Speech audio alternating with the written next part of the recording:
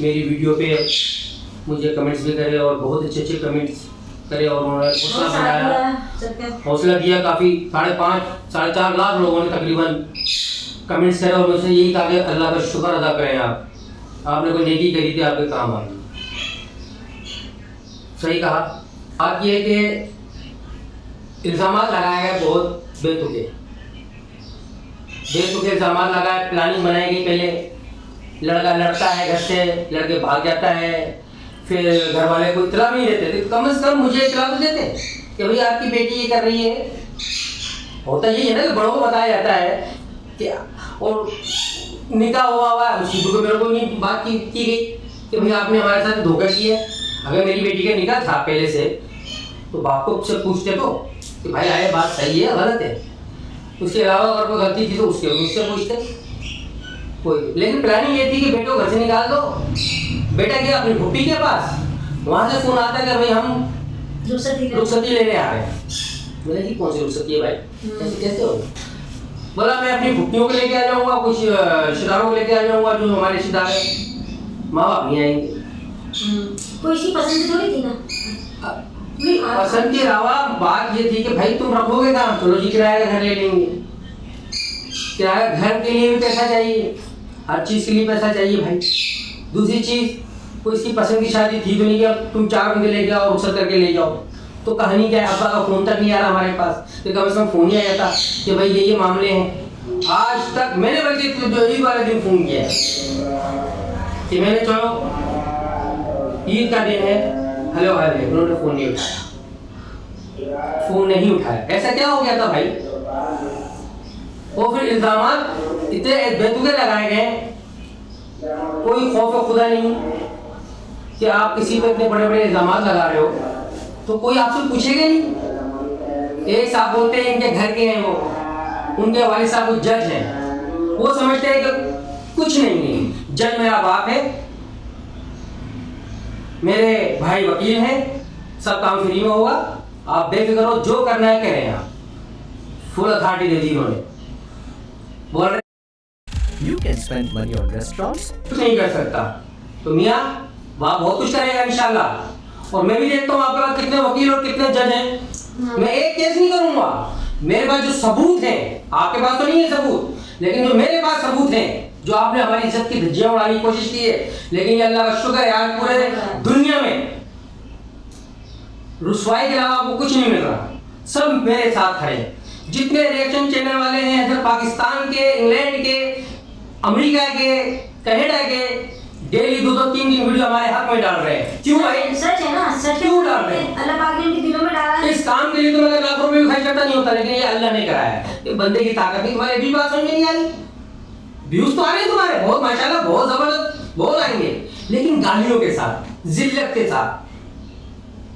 के साथ लेते हो, कोई इशू नहीं है।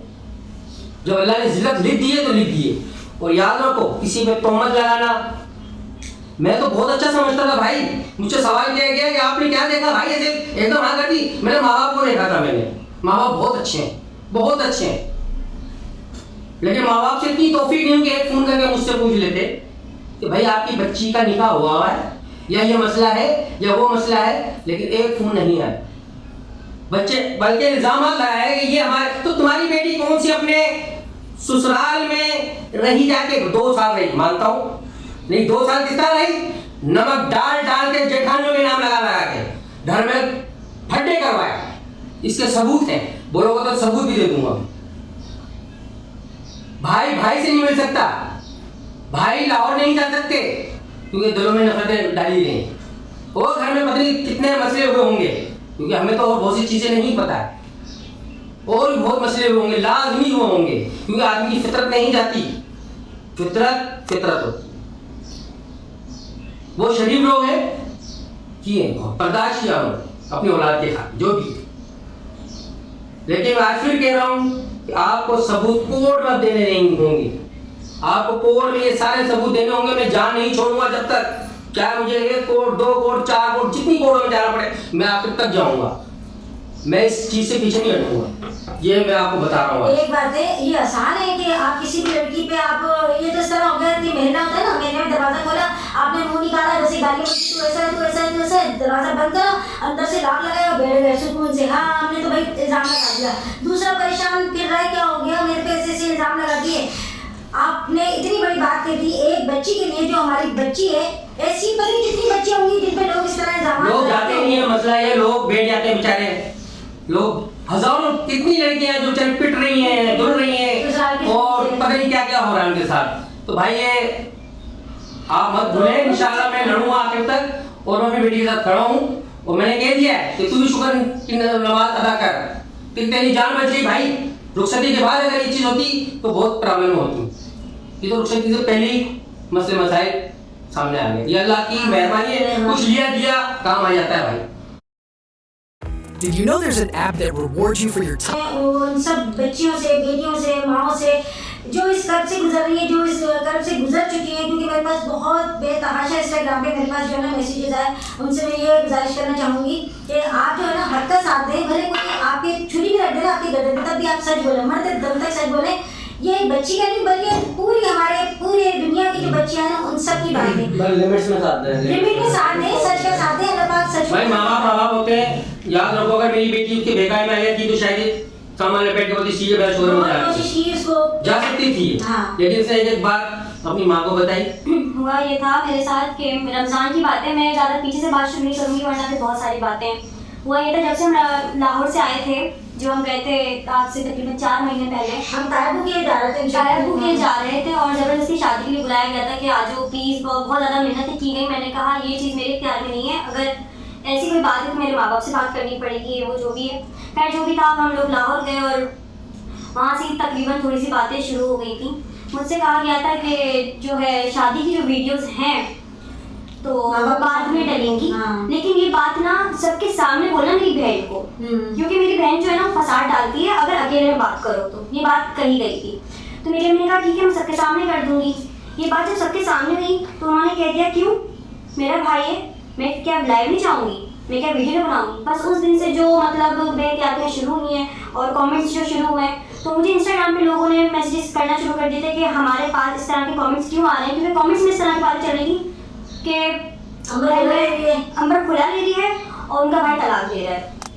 अब ये बातें हम दोनों के आपस में नहीं हो रही, तो ये मैंने स्क्रीनशॉट वहाँ भेजी कि ये कमेंट्स में क्या चल रहा है। ये बातें जब हम दोनों आपस में नहीं करेंगे खुला और तलाक वाली और सबर करो ये तो तलाक ही देगा, तो ये क्या क्या बातें हो रही हैं। लेकिन मुझे कहा जाता है तुम चुप कर जाओ, तुम कुछ मत करना, तुम कुछ मत बोलना, वो अपने घर की मैं कुछ नहीं कर सकता। खैर यहाँ पर ये बात जो है आती जाती रही और कमेंट्स इस तरह से चलते रहे, बड़े बड़े पैराग्राफ और बाकायदा अपनी ही आईडी से और नाम लिए जाते थे, यहाँ तक अम्मी का नाम लिया जा रहा था, मेरे भाई का नाम लिया जा रहा और बहुत वल्गर वर्ड्स यूज़ किए जाते थे। वो भी खैर बर्दाश्त किए, तकरीबन 4 महीने गुजर गए इस बात को। रमज़ान की सुबह थी और मैं कुरान पाक और नमाज़ पढ़कर सो रही थी और तकरीबन जो है सोते सोते में टाइम हो जाता था, तो मैं 12 बजे मुझे फ़ोन आता है उस शख्स का, मैं नाम नहीं लेना चाहती, मैं नाम भी लेना पसंद नहीं करती। उस शख्स का मुझे फ़ोन आता है और फ़ौरन मुझसे एक सवाल करता है कि अभी मुझे बात करनी है। मैंने कहा जी बोलें। पहला सवाल होता है कि तुम्हारा क्या निकाह हुआ होता, तुमने मुझसे छुपाई ये बात, तुम्हारा दूसरा निकाह है। मैं इतनी नींदों में थी, मेरी नींद ऐसी उड़ गई जैसे मुझे सालों से कोई नींद नहीं आई थी।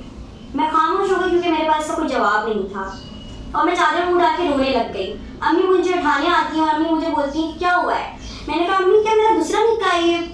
हाँ ये तेरी रो रही थी तो रोते पिछले भी ना दूसरा मिल गया, नहीं बेटा किसने बोला दूसरा निकाह मेरा। मुझे ना ये सवाल किया जा रहा है तो ये बेतहाशा रो रही थी और रोजा था, मैंने से बोला इतना रो रही हो तुम्हारा रोजा। मैं रोजा में बहुत रुलाई गई हूँ, मैं रोज़ों में बहुत रुलाई गई हूँ। मेरा पूरे रमज़ान जो है ना रोजे में रोती थी, अजियत में गुजरे, ठीक है।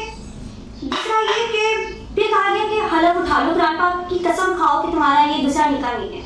मैंने कहा मैं कसम नहीं उठाती, आप एक काम करो, आप नादरा जाओ, वहाँ पे शनाख्ती कार्ड का ये नंबर लो मेरा और वहाँ पे आप देख लो कि कौन सा निकाह है मेरा, ठीक है। ये बात हुई। खैर अब उसके अंदर काफ़ी हमारी जो बहसबाजियाँ चली और फिर मैंने बात करना थोड़ी बंद कर दी थी। उसके बाद थोड़ा जो है वो माफियाँ तलाफियाँ चली और भी बात थोड़ी सी बेहतर हुई। थोड़े दिन बाद हमारी पता नहीं क्या बात हुई, मुझे वो मौजूद याद नहीं है, लेकिन किसी बात पर उस शख्स ने मुझे फ़ौरन कह दिया जाओ जाओ तुम्हें तलाक की आफ्ता हो। उस दिन मैं इतना रोई हूँ, जब भी मैं रोजे में थी। और फिर वो शख्स इस तरह की हरकतें करने लग गया वीडियो कॉल पर, जैसे उसको दौरे पड़ते हैं, जैसे वो पागल हो, वो अपने आप को मारने लग गया, वो अपने बेड के नीचे जाने लग गया, अलमारी में जाकर बैठने लग गया कि मेरे ऊपर तो काला जादू हुआ है, मुझे समझ नहीं आ रहा, मैंने ऐसी बातचीत करी। ये सारी बातें यहाँ तक फिर तीसरी बार रिसेंटली जो मैंने कसम उठाई थी, वो उस दिन उठाई थी तकरीबन 20 मई की बात है, अभी की 20 मई की बात है। कसम उठा लो कुरान पाक की कि तुम्हारा एक दूसरा निकाह नहीं था और तुम जो हो वो मिलती मिलाती नहीं थी, अपने मंगेतर से ही कसमें उठा लो और मैं तुम्हारा साथ दूंगा। साथ क्या दूंगा? हुआ ये था कि उन्होंने मुझसे कहा कि जो है ईद के 10 दिन बाद मैं आ रहा हूँ तुम्हें लेने, तुम मेरे साथ चलो। तो मेरी अम्मी ने क्या कहा था अम्मी कि हमारे यहाँ इस तरह नहीं होता। ऐसे कैसे चलो, जब माँ बाप आए थे विदा करने तो मैंने तो फैमिली देख के करी थी, वो अकेली थोड़ी ना रहेगी, वो बच्ची छोटी उम्र की अकेले किस तरह रहेगी, डरेगी वो।